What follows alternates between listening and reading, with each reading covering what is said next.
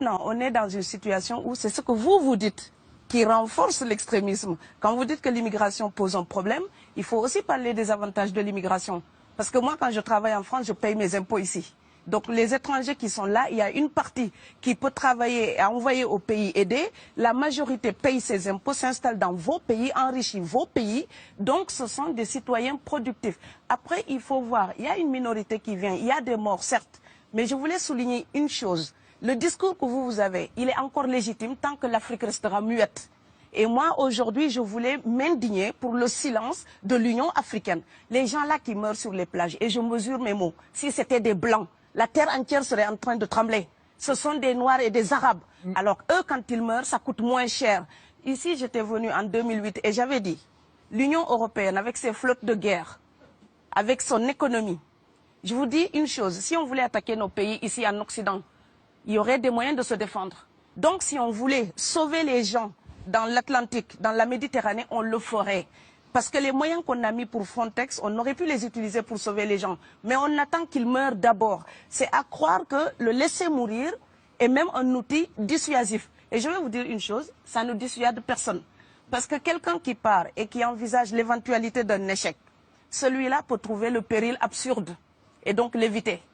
Mais celui qui part pour la survie, qui considère que la vie qu'il a à perdre ne vaut rien, eh bien celui-là, sa force est inouïe, parce qu'il n'a pas peur de la mort.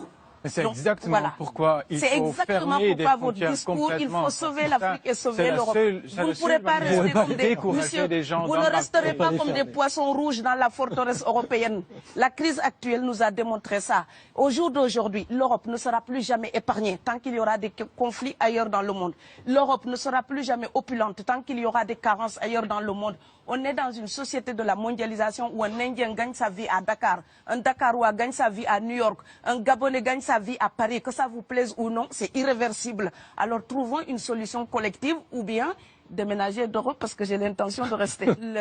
Quand quelqu'un part, c'est comme quelqu'un qui est élu, choisi, peut-être le plus débrouillard.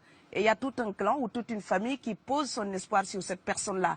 Monsieur, là, je vous vois bien habillé, bien nourri. Si vous étiez affamé chez vous, peut-être que votre famille serait ravie d'imaginer que vous pourriez aller gagner de quoi faire vivre les autres.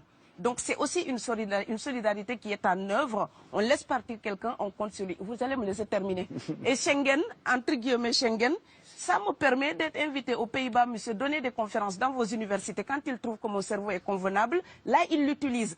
Par contre, ils sont embêtés à l'idée d'avoir mon frère, qui n'est pas aussi diplômé que moi et qui pourrait avoir peut-être envie de travailler dans le bâtiment. Donc, vos pays deviennent schizophrènes. On ne peut pas trier les gens comme ça avec les étrangers utiles et les étrangers néfastes. Et la deuxième chose que je veux dire aussi, c'est que les Européens, là, on voit des Africains qui viennent, d'accord? Ce mouvement, ce déplacement de population, on le voit. Mais on ne voit pas le mouvement des Européens allant vers les autres pays. Alors celui-là, c'est le mouvement des puissants, ceux qui ont l'argent, ceux qui ont le bon passeport. Donc vous allez au Sénégal, vous allez au Mali, vous allez dans n'importe quel pays du monde, au Canada, aux États-Unis, partout où je vais, et je voyage tout le temps, je croise des Français, des Allemands, des Hollandais. Je les rencontre partout sur cette planète parce qu'ils ont le bon passeport. Donc, comme avec l'exotisme, l'Europe s'était arrogé le précepte unique, unilatéral, de l'exotisme. Les autres sont exotiques. Alors que pour quelqu'un de mon village, il n'y a rien de plus exotique que quelqu'un d'Amsterdam. Maintenant, pour l'étranger aussi, pour les voyages des temps modernes avec la mondialisation, quand les pauvres viennent vers vous, il y a des mouvements de foule qu'il faut bloquer. Mais quand vous, avec votre passeport et avec toutes les prétentions que cela donne, vous débarquez dans les pays du tiers-monde, là, vous êtes en terrain conquis. Donc, on voit les pauvres qui se déplacent, on ne voit pas les riches qui investissent dans nos pays. L'Afrique se développe en taux entre 5 et 10%. Ce n'est plus de la progression, c'est de la surchauffe. Sauf que quand des pays du tiers-monde se développent et qu'ils n'ont pas les moyens, pour gérer tout ça, il faut une ingénierie, il faut une formation, il faut des populations pour installer une démocratie. Là, cette surchauffe-là, vous avez besoin qu'on reste dominé pour servir de débouché à l'industrie européenne. Alors il faut arrêter l'hypocrisie. On sera riches ensemble ou on va se noyer tous ensemble. Et je pense que l'Afrique et l'Europe, par exemple, sont là comme des enfants qui se regardent à travers un miroir déformant. Il serait enfin temps qu'ils se respectent, enfin qu'elles se respectent suffisamment pour pour que l'Europe arrête de nous envoyer ses déchets industriels pour construire avec nous de véritables industries, pour que l'Europe participe à ce développement et que l'Afrique, 60 ans après les indépendances, arrête de dire c'est la faute des autres. Au bout d'un moment, indépendance, c'est responsabilité. Si nous sommes vraiment indépendants en Afrique, nous sommes aussi responsables de notre destin. Et ça ne se fera pas sans les Européens et l'Europe ne s'en sortira pas sans l'Afrique parce que sinon nous serons un boulet que vous traînerez. Donc ce monde-là est lié et je pense que l'entente, je rêve d'une entente, d'une fraternité.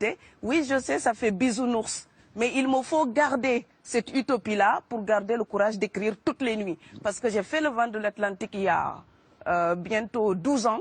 Aujourd'hui, à l'époque, quand je parlais de dizaines de morts dans l'Atlantique, on me disait « tu exagères ».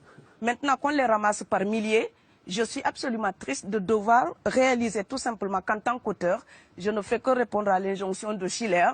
La dignité de l'homme est remise entre vos mains, gardez-la.